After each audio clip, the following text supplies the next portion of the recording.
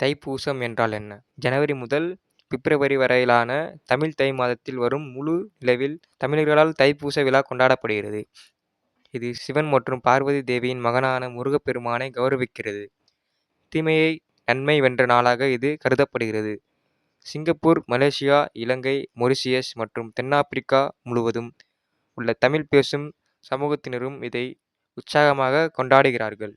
தைப்பூசம் வரலாறு: முருகப்பெருமான் இருக்கிறார், மேலும் அவருக்கு மகத்தான சக்திகள் வழங்கப்பட்டுள்ளன.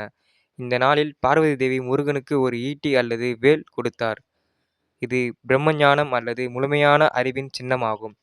சூரபத்மனின் படையை வெல்ல முருகனுக்கு உதவுவதற்காக இது வழங்கப்பட்டது.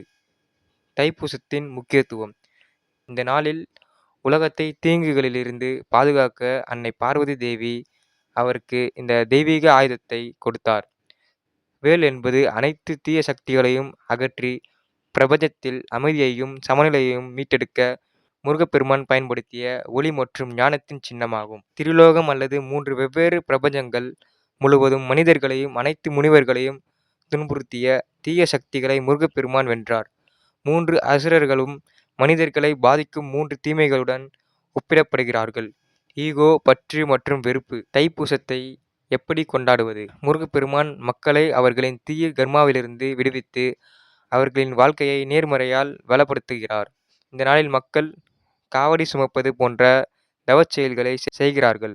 சிறப்பு விருப்பமுள்ளவர்கள் அதை சுமந்து செல்கிறார்கள். இது முருகப்பெருமான் மீது அவர்கள் கொண்டுள்ள ஆழ்ந்த அன்பையும் நம்பிக்கையையும் குறிக்கிறது. கோயிலை அடைய ஏராளமான மக்கள் நீண்ட தூரம் நடந்து செல்கிறார்கள். இது பாத யாத்திரை என்று அழைக்கப்படுகிறது, அதாவது நடப்பயணத்தால் கடந்து செல்லும் பாதை. பாத யாத்திரைக்கு முன் அவர்கள் ஒரு மாத கால விரதத்தை கடைபிடிக்கிறார்கள். அவர்கள் அசைவ உணவை உட்கொள்வதை தவிர்த்து பாரம்பரிய முறையில் சமைக்கப்பட்ட சைவ உணவை மட்டுமே சாப்பிடுகிறார்கள். மக்கள் சிறப்பு பிரார்த்தனை செய்கிறார்கள், பஜனைகளை பாடுகிறார்கள், தெய்வீக ஜோடிகளை உச்சரிக்கிறார்கள். பலர் ஒருவித மயக்க நிலைக்கு செல்கிறார்கள். பக்தர்கள் பால்குடம் அல்லது பால் பானையையும் எடுத்து செல்கிறார்கள். இந்த பால் முருகப்பெருமானின் தெய்வீக பாதங்களில் சமர்ப்பிக்கப்படுகிறது. அபிஷேகம் அல்லது நீர்சத்து இறைவனுக்கு செய்யப்படுகிறது. மக்கள் தங்கள் பிரச்சனைகள் தீர பிரார்த்தனை செய்கிறார்கள். பிரச்சனை நீங்கியதும் பால் பானை முருகப்பெருமானுக்கு காணிக்கையாக கொண்டு வரப்படுகிறது. அன்னதானம், சமூக உணவு செய்யப்படுகிறது, ஏனெனில் மக்களுக்கு உணவளிப்பது புனிதமாக கருதப்படுகிறது. பல பக்தர்கள் இதில் பங்கேற்று தங்கள் சேவையை முன்வந்து வழங்குகிறார்கள் அல்லது இந்த தன்னலமற்ற சேவையில் பங்கேற்க பணத்தை நன்கொடையாக வழங்குகிறார்கள். வேளால் உடல் துளையிடுதலும் செய்யப்படுகிறது. சில வழிபாட்டாளர்கள் தங்கள் கன்னத்தையும் நாக்கையும் துளைக்கிறார்கள். மக்கள் வீடுகளில் சிறப்பு பிரார்த்தனைகளை செய்து இறைவனின் சிலைகளை அலங்கரிக்கின்றனர். கடவுளுக்கு பிரசாதங்கள் அல்லது சிறப்பு விருந்துகளும் வழங்கப்படுகின்றன. விரதம் கண்டிப்பாக பின்பற்றப்படுகிறது. மக்கள் ஒரு நாளைக்கு ஒரு வேளை உணவை மட்டுமே பழங்கள் மற்றும் பாலுடன் சேர்த்து நாள் முழுவதும் சாப்பிடுகிறார்கள். உலகம் முழுவதும் தைப்பூசம் எப்படி கொண்டாடப்படுகிறது? உலகெங்கிலும் வாழும் தமிழ் மக்கள் தைப்பூசத்தை ஒரு சிறப்பு பண்டிகையாக கருதி கொண்டாடுகிறார்கள். மலேசியாவில் கோலாலம்பூருக்கு வெளியே உள்ள 10 குகைகளில் 140 அடிக்கு மேல் உயரமுள்ள முருகப்பெருமானின் சிலையை கொண்ட ஒரு முருகக் கோயில் உள்ளது.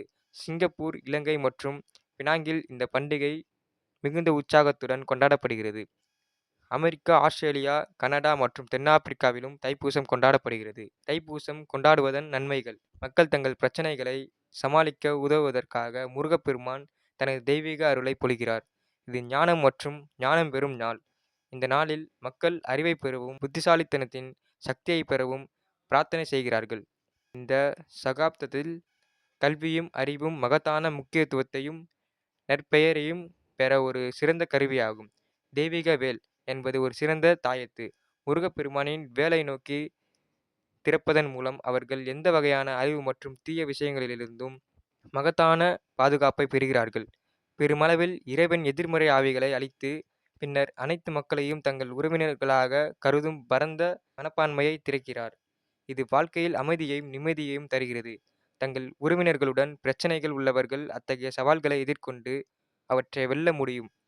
முருகப்பெருமான் அவர்கள் மீண்டும் குடும்பத்துடன் ஒன்றிணைய உதவுகிறார். தெய்வீகத்துடன் இணையுங்கள். தெய்வீகத்திற்கு உங்கள் பிரார்த்தனையை செலுத்துவதற்கான வழிகளாக தீ சடங்கு, அபிஷேகம், நீரற்ற விழா, பூஜை, அர்ச்சனை, ஒளி மற்றும் ஒளி விழா எந்திரம் மற்றும் மந்திரம், சிறப்பு ஒலிகள் ஆகியவற்றை புனித நூல்கள் பரிந்துரைக்கின்றன. இவற்றில் தெய்வீக மனிதர்களுடன் இணைவதற்கு பூமியில் மிகவும் வளர்ந்த ஆன்மீக தொழில்நுட்பம் தீ சடங்கு ஆகும். உங்கள் கர்மாவை நீக்கி ஆசீர்வாதங்களை பெற பரிகார சேவைகளில் பங்கேற்கவும். முருகப்பூஜை. முருகப்பூஜை என்பது சிவபெருமானின் மகனும் வெற்றியின் கடவுளுமான முருகப்பெருமானுக்கு அர்ப்பணிக்கப்பட்டுள்ளது. முருகா தீ ஆய்வகம் ஹோமம். இந்த ஹோமம் நெருப்பு ஆய்வகம் முருகப்பெருமானை பிரதான மூலதாரமாக அழைக்கிறது. அவரது தாயார் பார்வதி தேவி அவருக்கு வேல் ஈட்டி என்ற ஒரு அமானுஷ்ய ஆயுதத்தை பரிசாக அளித்தார். சுப்பிரமணிய எந்திரம். எந்திரங்கள் ஆற்றலின் சிறந்த அண்ட கடத்திகள். இயற்கையின் ஆண்டனா, நல்லிணக்கம், செழிப்பு, வெற்றி, நல்ல ஆரோக்கியம், யோகா மற்றும் தியானத்திற்கான சக்தி வாய்ந்த கருவி. நன்றி மக்களே. இந்த வீடியோ உங்களுக்கு பிடித்திருந்தால் லைக் பண்ணுங்கள், ஷேர் பண்ணுங்கள், கமெண்ட் பண்ணுங்கள்.